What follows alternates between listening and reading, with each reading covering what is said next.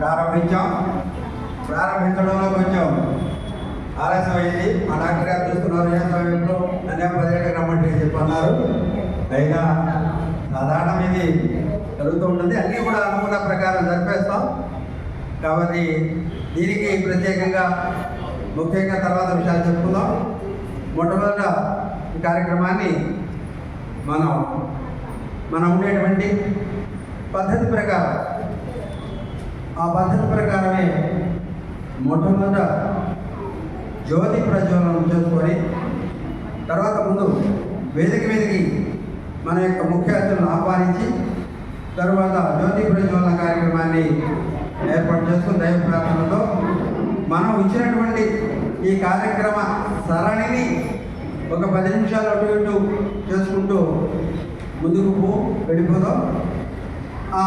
అందువల్ల యొక్క ఆలస్యం చేయకుండా మహేష్ స్వామి వారు మన యొక్క హిందూ ధర్మాన్ని, హిందూ సంస్కృతిని, హిందూ సాంప్రదాయాన్ని భారతదేశంలో వారికి మనమందరూ కూడా జనసంస్థ నమస్కరిస్తాం.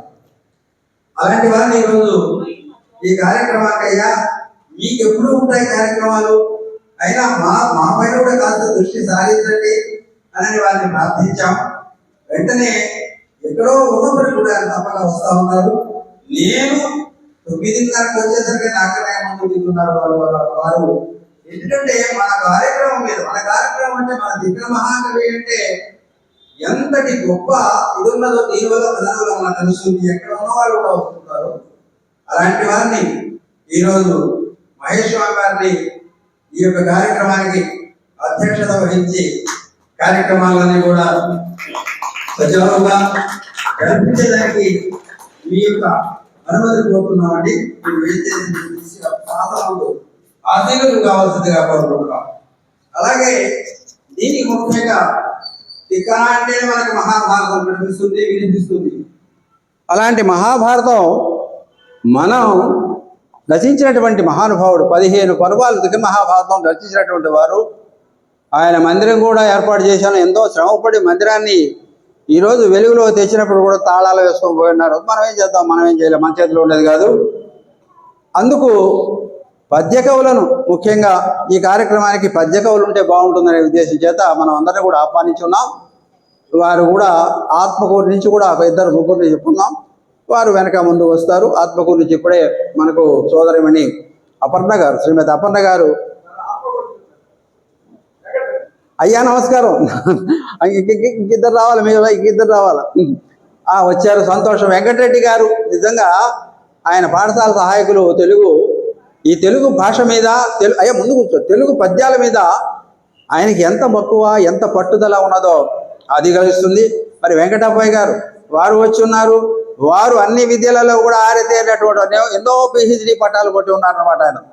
అలాంటి వారు కూడా మన ఆహ్వానానికి ఇచ్చేసి ఉన్నారు. మధుసూరరావు గారు వచ్చి ఉన్నారు. వీళ్ళందరూ కూడా పద్య కవులు. వీళ్ళందరూ కూడా మనం ఇప్పుడు వాళ్ళకు తెలిసిన విధంగా చేస్తాం. తర్వాత ఈ కార్యక్రమానికి ముఖ్య అతిథులుగా తర్వాత మాకు అష్టావధాని మూలపేట వేద సంస్కృత కళాశాలలో ఆ యొక్క విద్వాన్ అభ్యసించిన వాళ్ళలో నాకన్నా పెద్దవారు వారు. నేను వారి తర్వాత ఈ అక్కడ పాఠశాలలో చేరిన లాంటి సూరపురాజు జనార్దన్ రావు గారు, వారు కుటుంబ సమేతంగా వచ్చిన్నారు. జనార్దన్ రావు గారికి వారి యొక్క ఉన్నతాసనం మీద ఆసీనులు కావాల్సిందిగా ప్రార్థించుకున్నాయా. నెమ్మది గారు అంటే పెద్దవారు, అష్టావధానం అనర్గళగా చేసేటువంటి వారు. ఆయన తెలుగు కూడా సూళ్ళూరుపేటలో ఆయన ఉండేటువంటి జూనియర్ కాలేజీలో తెలుగు ఉపన్యాసకులుగా విశ్రాంతి పొంది ఉన్నారు. ఆయన కూడా ఇరుకుల పరమేశ్వరి ఆలయం సమీపంలో వాళ్ళు ఉంటారు. వారు సతీసమ్మగా వచ్చిన దానికి వారికి పాదాభివందనం చేస్తున్నాం. తర్వాత ఇదే విధంగా ఈ కార్యక్రమానికి మరి మనకందరికీ తెలిసిందే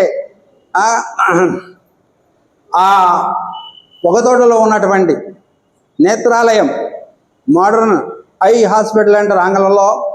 అక్కడ ఆయన కన్సల్టెంట్గా ఆయన ఎంతో నేత్ర వైద్య ప్రముఖులుగా ఉండి విశ్రాంతి పొందిన తర్వాత ఈ విశ్రాంతి సమయంలో అవిశ్రాంతముగా వచ్చినటువంటి వాళ్ళందరూ కూడా ప్రార్థిస్తున్నారు. వారైనటువంటి డాక్టర్ గౌరవనీయులు డాక్టర్ బిరదవోలు కృష్ణమూర్తి గారిని వేదిక మీదకి ఆహ్వానిస్తున్నాం. అయ్యా రండి, కూర్చోండి.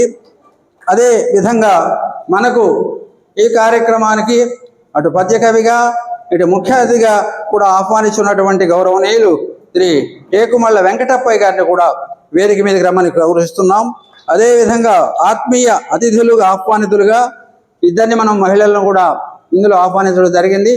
వారిద్దరు కూడా మన యొక్క ఆహ్వానాన్ని మన్నించి తప్పనిసరిగా ఎన్నో కార్యక్రమాలు మరి గురుకృప కళాక్షేత్రం అంటే మనకి ఉప్పల గాయత్రి గారు తెలియని వాళ్ళు ఎవరు ఎంతమంది దాదాపు 100 మంది విద్యార్థినులను మన సంస్కృతి సంప్రదాయాలను నూరిపోస్తూ మన యొక్క తెలుగు యొక్క ఔన్నత్యాన్ని ప్రపంచానికి చాటి చెప్తున్నటువంటి ఆమె సోదరిమణి ఉప్పల గాయత్రి గారిని కూడా శ్రీమతి ఉప్పల గాయత్రి గారిని వేదిక మీదకి ఆశీనులకు రావాల్సిన కోరుతున్నాం. ఆ తర్వాత ఈ కార్యక్రమంలో సంగీతం సాహిత్యం అనేటువంటి 2 విషయాలు ఉన్నాయి కాబట్టి అందులో ఈ నృత్యానికి వీరు మరి సంగీతానికి ఆత్మకూరులో ఈ భారతీ సంగీత విద్యాలయం అనేటువంటి పేరుతో అక్కడ కార్యక్రమాలను ఏర్పాటు చేసి ఎక్కడ ఆత్మకూరు పట్టణంలో అందరినీ కూడా ఆ ప్రాంతంలో ఉండేటువంటి అందరికి కూడా తర్ఫీదు ఇస్తున్నటువంటి అట్లా ఆ విధంగా అక్కడ సంగీతంలో ఆ తర్వాత నృత్యంలో కూడా పిల్లలకి అందరికి కూడా ఎన్నో విషయాలు నేర్పుతున్నటువంటి సోదరిమణి గౌరవనీయులు శ్రీమతి అపర్ణ చక్రవర్తి గారిని కూడా వేదిక మీద ఆశీనులు కావాల్సిన కోరుతున్నాం. ఆ తరువాత ఈ కార్యక్రమంలో ముఖ్యంగా మనకు పద్య కవులు ఇచ్చేసి ఉన్నారు. ఆ పద్య కవులను కూడా మనం ఇప్పుడు వాళ్ళని కూడా ఇక్కడ వేదిక మీద కూర్చోబెట్టేస్తాం. సీనయ్య ఇప్పుడు వచ్చిన వాళ్ళ ముందుగా ఆహ్వానిస్తున్నాను. దయచేసి వారు కూడా మనతో కూడా అట్లా లేకుండా కొంచెం అట్లా అట్లా మరి ఇంట్లో మరి ఎటు మన జనార్దన్ రావు గారు అటు ముఖ్య అతిథిగా ఇట్లా ఒక పద్య కవిగా అనర్గణమైనటువంటి ఆయన పద్యాలు ఈరోజు మనం అందరం కూడా వింటాం. వారు ఉన్నారు. తర్వాత పోతే వెంకటప్పయ్య గారు వారికి అన్ని విషయాలు తెలిసి వారు ఉన్నారు. తర్వాత మీకు కూడా తెలుసండి, మీకు అన్నీ ఉన్నాయి అనేక విషయాలు, ఎందుకంటే సర్వాంతర్యామి కదా మీరు, అందువల్ల మీకు అన్ని విషయాలు తెలుసు. ఆ తర్వాత అన్నపురెడ్డి పెద్ద వెంకటరెడ్డి గారు ఇంకా వచ్చి ఉన్నారు. అయ్యా రండి, మీరుని కూడా ఆహ్వానిస్తున్నాం. పద్య కవిగా ఆత్మకూరులో ఆయన పాఠశాల సహాయకులుగా కూర్చోండి, ఎక్కడైనా పర్వాలేదు ఉన్నారు. వారు వచ్చి ఉన్నారు. వారికి హృదయపూర్వక ధన్యవాదాలు తెలియజేస్తున్నాం మన సంస్థ తరఫున. ఆ తర్వాత పోతే కోటపాటి దుసర్ల వెంకటరమణయ్య గారు వారు రావాల్సి ఉంది, దారిలో మార్గ మధ్యంలో ఉంటారు, వారు వస్తారు. అదేవిధంగా కోటపాటి రామచంద్రయ్య గారు రామయ్య స్వామి అనేటువంటి ఆయన ఆత్మకులు ఉన్నారు, వారు కూడా మరిసాకులు వస్తారు. ఇకపోతే ముఖ్యంగా వెంకటగిరి పట్టణంలో అయితే ఇప్పుడు ఒక బాధ ఎవరంటే వెంకటగిరి తీసుకుపోయి తిరుపతిలో కలిపారు.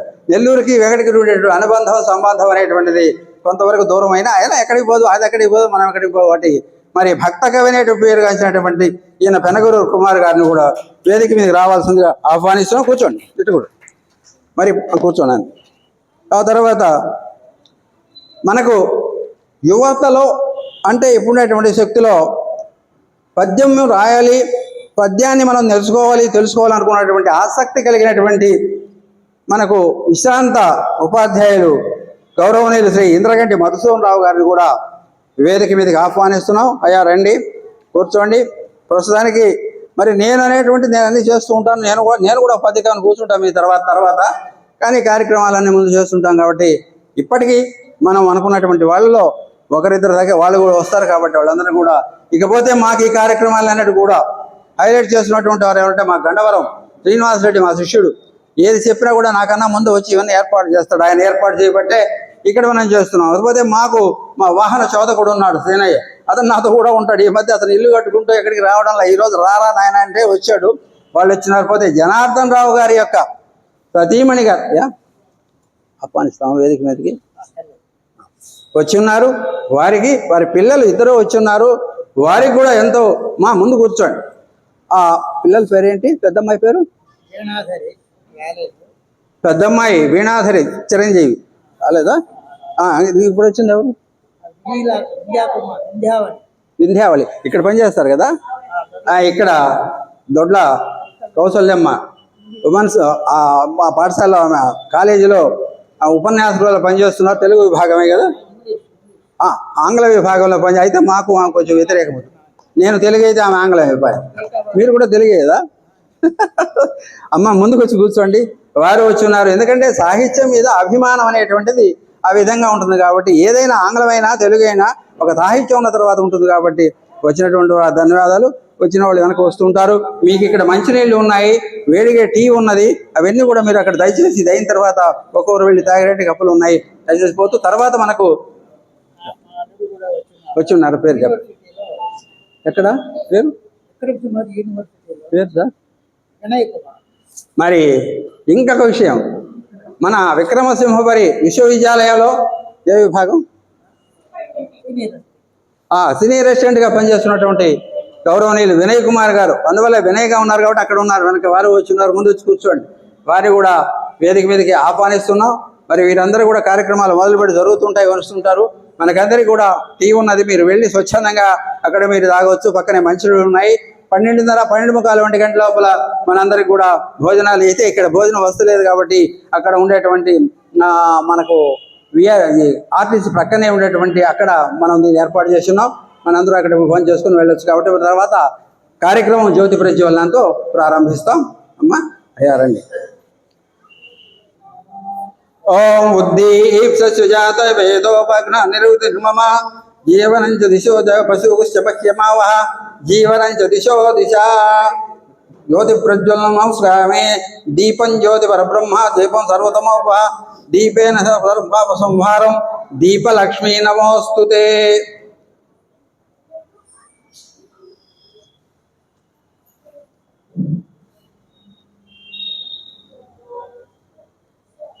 అందరూ మీరు కానీ డాక్టర్ గారు గారు చూడడం ఎప్పుడో చూసారు. అదే సంతోషం. వాళ్ళు కనిపించారా రమణయ్య గారు? వాళ్ళు నిన్న చేశారు, చెప్తుంది అమ్మా.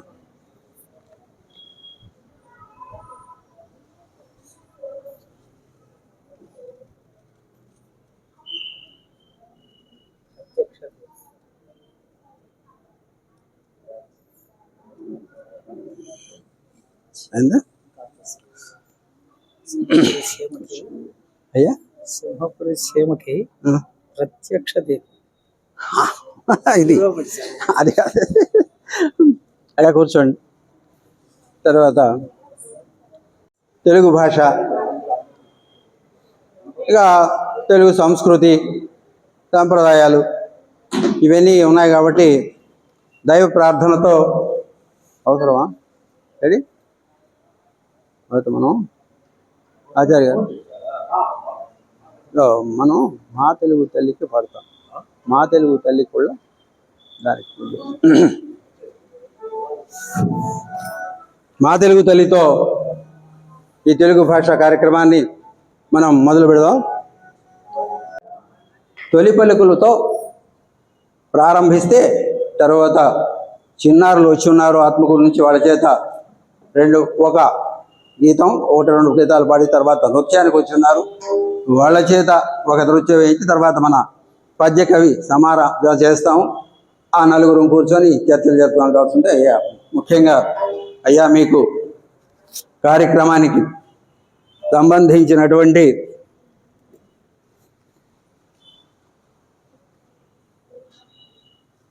దీన్ని చూసుకుంటూ మీరు కార్యక్రమం మొదలు చేస్తున్నా కోరుతున్నాను. అయ్యా అయ్యా ఒక నిమిషం సన్మానం అయ్యా.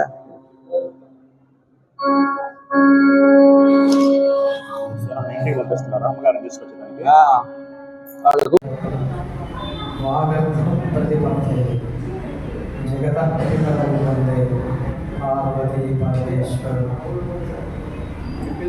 గురవే సర్వలోకానాం భిషజే భాయోగినాం నిధయే సర్వవిద్యానాం దక్షిణామూర్తే. ఈ సింహపురిలో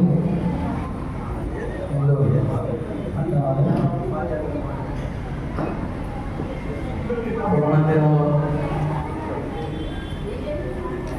తెలుగు వారి భాష దేశ భాషలంతా తెలుగు లెస్స. శ్రీకృష్ణదేవరాయ ఆనంద భోజులుగా ప్రస్తుతించి కీర్తించి తెలుగు భాషా వైభవాన్ని ప్రకటించిన ప్రధానిగా నేటి వరకు ఎంతో ఎంతో ఎంతో మంది కవి పండితులు వారు చేస్తున్న నిర్విరామ శ్రమ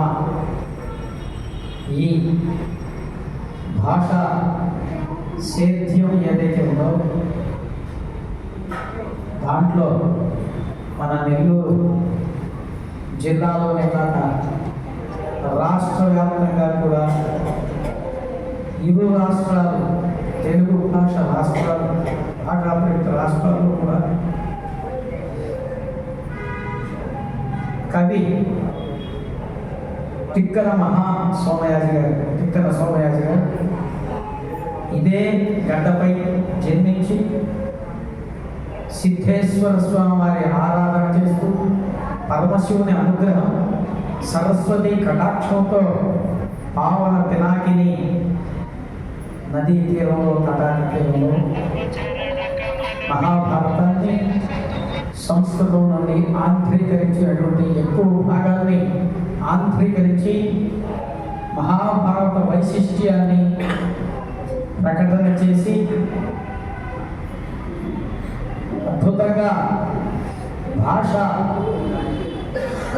అభివృద్ధికి నిలబాటుకి చేసినటువంటి సేవని స్మరిస్తూ తనదిగా ప్రస్తుతించదగినది పొగడవలసినటువంటిది. అలాంటి సింహపురికి ఆ రోజు కవి తిక్కన సోమయాజి గారు సేవ చేస్తే నేడు మన ముందు మన అందరి ముందు మనతో కలిసి అయ్యా దయచేసి మీ వయస్సు చెప్పారు 75 సంవత్సరాలు అలా కనపడుతున్నారా?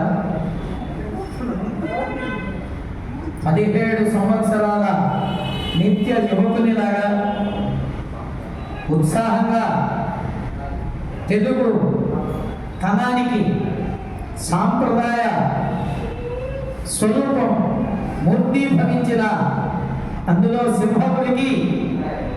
ఈ సింహపురికి వైతాళిక కవి పద్య సాంస్కృత వైభవంలో శిరోమణిగా తలమానికంగా వెలుగొందుతున్న శ్రీ శిరోమణి శర్మ గారికి, శ్రీ లలితాదేవి భగద్వాజ దత్త పీఠాధిపతిగా వారికి వారు చేస్తున్న ఈ సేవను ఆ లలిత స్వరూపం మహాసరస్వతి కటాక్షం సదా ఉండి కేవలం శిరోమణి గారు అనుకుంటే వారి సతీమణి ఉన్నారు కదా, వారు ఇంకా గొప్పగా వారికి అండగా వెన్ను దండగా ఆ పార్వతి ఎలా అయితే పరమేశ్వరునితో నర్తిస్తుందో అలా నృత్యం చేస్తూ కృషి చేస్తూ మన వైభవాన్ని సాంస్కృతిక కళలను ఆధ్యాత్మిక చింతనను వీటినే కాకుండా గత 4-5 సంవత్సరాలుగా పెనుశిల శ్రీ లక్ష్మీ నృసింహస్వామి వారి 7 సంవత్సరాలుగా పెనుశిల శ్రీ లక్ష్మీ నృసింహస్వామి వారి ఆ క్షేత్రంలో ఎవరైతే బ్రాహ్మణులు సదాచార సంపన్నులు విద్వన్మణులు ఎవరైతే ఉన్నారో వారికి నియమాన్ని భంగం కలిగించకుండా వారు స్వయంగా మనకంతా నలభివ పాకం అంటాం, అలాంటి పాకాన్ని వాళ్ళకి రుచి చూపిస్తూ 75 సంవత్సరాలంటే ఆశ్చర్యపడాలి. వారి 17 సంవత్సరాలే వారి దంపతులు కలిసి అక్కడ మృష్టాన్నాన్ని విందుని అందజేస్తూ తమ యొక్క జీవితాన్ని పవిత్రవంతం చేసుకుంటున్నటువంటి పుణ్య దంపతులకు ఈ వేదిక ద్వారా ఆ తిక్కన సోమయాజి గారు వారి యొక్క సంపూర్ణ అనుగ్రహాశీస్సులు సదా పరమాత్మ స్వరూపంగా వారికి లభించి వారు చేస్తున్న సాహిత్య సేవ అభివృద్ధి పథంలో నడవాలని ఈ తిక్కన మహాకవి లలిత కళా పీఠం దినదినాభివృద్ధితో ఈ నెల్లూరు సీమే కాకుండా ఆంధ్ర రాష్ట్రం తెలుగు రాష్ట్రాల్లో వైభవంగా అనేక కార్యక్రమాలని అభివృద్ధి కార్యక్రమాలని కొనసాగించాలని ఆశిస్తూ వారికి మంగళాశాసనాలు తెలియజేసుకుంటూ విచ్చేసిన వేదిక పైన ఉన్నటువంటి మహామహులు వారందరికీ ఆ లలితా మహేశ్వరి కేదారేశ్వరి యొక్క సంపూర్ణ అనుగ్రహాశీస్సులు నేను ఆత్మకూరు వెంకటగిరి ఇలాంటి వాటి కార్యక్రమాల్లో కూడా పాల్గొంటూ ఉంటాను. అలా వెళ్తూ ఉన్నప్పుడు పద్మా చక్రవర్తి గారి గురించి అపర్ణా చక్రవర్తి గారు శ్రీమతి వారు అక్కడ చేస్తున్న సేవ కూడా నేను చూశాను. చాలా చక్కగా మన తెలుగుదనం ఉట్టిపడేలా మన కళలు అభివృద్ధి అయ్యేలా ఆమె చేస్తున్న సేవ మళ్ళా ఈ వేదిక ద్వారా ఆమె చూద్దాం. ఈ వేదికలో కూడా వారికి ఆ లలితాదేవి యొక్క సంపూర్ణంగా కృపా కటాక్ష వీక్షణ కావాలని, అదేవిధంగా నా పక్కనే కుడివైపున ఆశీనులైనటువంటి వారు అంటే అధ్యక్ష స్థానం కాబట్టి పరిచయం వారి సాక్షి గారు కాబట్టి అలా శ్రీ జనార్దన్ రావు గారు వారు మూలాపేట నమస్కారాలు. మంచి విషయాలను తెలియజేశారు. ఎందుకంటే మన ధర్మాన్ని నిర్వర్తించాలంటే అట్లా అనేటువంటి మనం 4 సంవత్సరాలు తెలుగు భాష మీద అధ్యయనం చేసాం. ఆ భాషను మనమైనా గుర్తుపెట్టుకోవాలా. మనం గుర్తుపెట్టుకున్న విషయాలను చెప్తూ ఉంటే ఒకరి కాకపోయినా ఒకరైనా వింటారు, కొంతమంది ఆచరిస్తారు అనేటువంటి దీంతో చేస్తున్నాం. తర్వాత కార్యక్రమాన్ని మన ఆత్మకూరు నుంచి చేసినటువంటి శ్రీమతి అపర్ణా చక్రవర్తి గారి దగ్గర శిష్యత్వం చెందుతున్నటువంటి ఆ విద్యార్థులు వచ్చినారు. వారి చేత ఒక గీత పాడించిన తర్వాత మళ్ళీ 35 ఒక్కొక్క మధ్యలో చదువుకుంటారు. మధ్య పానీయ సంప్రదాయం అంటే మధ్య ఉపన్యాసం సంప్రదాయం చెప్పొస్తుంటే అమ్మా ఆయనలో ఉండేటువంటి పాండిత్యం. ఎందుకంటే అందరికీ కూడా మాతృక మూలపేట ఆ వేద సంస్కృతి కళాశాల. అక్కడ చదువుకున్నటువంటి పండితులు ఎంత గొప్ప పండితులు, ఎంత గొప్ప వాళ్ళు మాకు నేర్పారు. ఈనాటికి కూడా దాదాపు 60-70 సంవత్సరాలు అవుతున్నప్పటికీ కూడా ఒక అక్షరాలు కూడా మర్చిపోకుండా గుర్తుపెట్టుకున్నామంటే మహానుభావులు పూజలు ప్రాతస్మరణీయులు అన్నమాట. అలాంటి వారి యొక్క పండితులలో శిక్షణ పొందినటువంటి పూజ్యులు గౌరవనీయులు అష్టవధాని శ్రీ సూరపురాజు జనార్దన్ రావు గారిని ఇప్పుడే నేను ఒక చిన్న అభ్యర్థన చేశాను. అయ్యా మీరు అష్టవధానికి ఎప్పటికప్పుడు ఎన్ని పద్యాలైనా చెప్పేస్తారు అలవకగా అలాగా మాకు అలాంటి పని లేదు. అందువల్ల ఈరోజు ఈ కార్యక్రమాల్లో ఈ వాతావరణంలో మీరు గమనిస్తూ ఒక చక్కనైనటువంటి చెప్పకమాల పద్యాన్ని చెప్పండి అయ్యా వింటాము ప్రార్థించాను. వారంతా అంగీకరించారు. వారి ఆ పద్యాన్ని ఇప్పుడు ఈ రోజు ఉండేటువంటి ఈ యొక్క పరిస్థితుల్లో అనుగుణంగా ఒక పద్యాన్ని వారు ఆలపిస్తారు. మనమందరం విందాం. విన్న తర్వాత కన్నడార్థం చేస్తాం.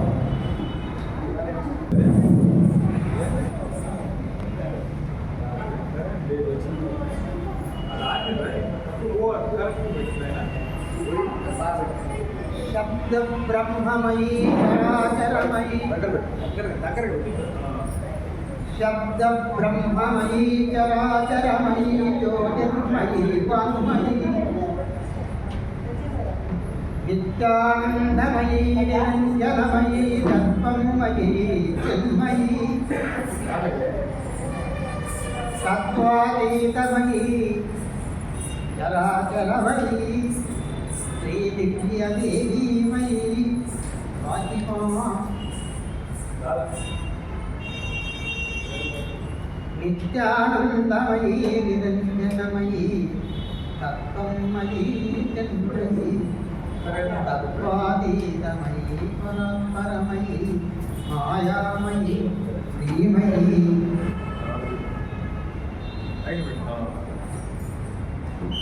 వాసీతమయీ జరాచరమయీ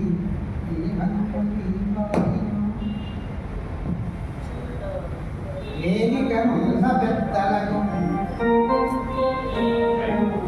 వేదికనున్న పెద్దలకు విఘ్నులకు ప్రణవి నేను ఈ వేదిక మీద శర్మగారికి ఆదరణీయ పాత్రులకు ఆప్తులకు తల ఉంచి ఈ సభా వేదికపై వినోద్రగతి వింతగలు కవితా విధానం మోదముతోడీకములంగికలి కదా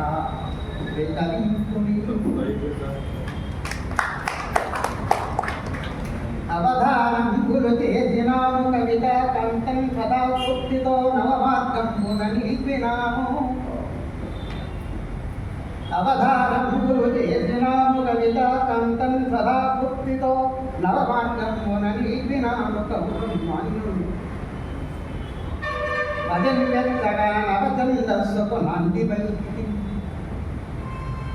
నానా విధానాలుగా అవలోకించింది ఆత్మతత్వమును అమ్మా నానా విధానాలుగా అవలోకించింది ఆత్మతత్వమును అమ్మా నీ కరుణంత సరస్వతి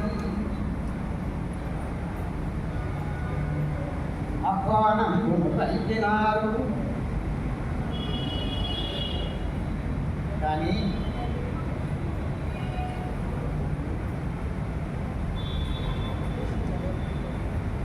చెప్పకూడదు ఆయనను చెప్పవాలి. శర్మగారు నాకు ఈ కార్యక్రమాన్ని చెప్పినప్పుడు ఆరోగ్యంగానే ఉన్నాను. కానీ నా దురదృష్టమో మీ అదృష్టమో ఏమో కానీ నాకు ఒట్టిగా ప్రాబ్లం ఉన్నది ప్రస్తుతానికి. నిలబడి కొంచెము కదలాలన్నా వెదలాలన్నా ఇబ్బందిగా ఉంది. అయినప్పటికీ ఆ తల్లి కరుణాకటాక్షం అవధానంబుల చేసినామ కవితా కంఠం సదాతృప్తితో నవమార్గంబున నిలిపినా ఎక్కడో కాదు సకల కళలకు కాణాసి వారణాసి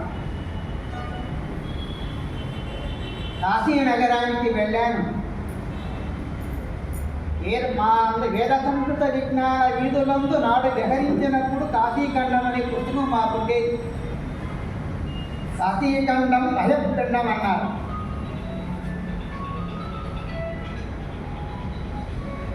అది వారణాసి, వరుణ అతి నదులతో కూడి వారణాసి.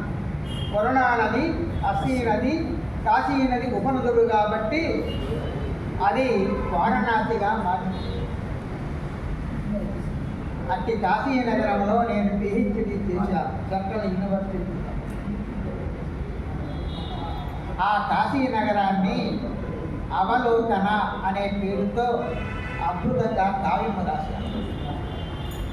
నేడు ఆ కావ్యము కాశీ హిందూ విశ్వవిద్యాలయంలో ఎంఏ తెలుగు విద్యార్థులకు పాఠ్య గ్రంథం.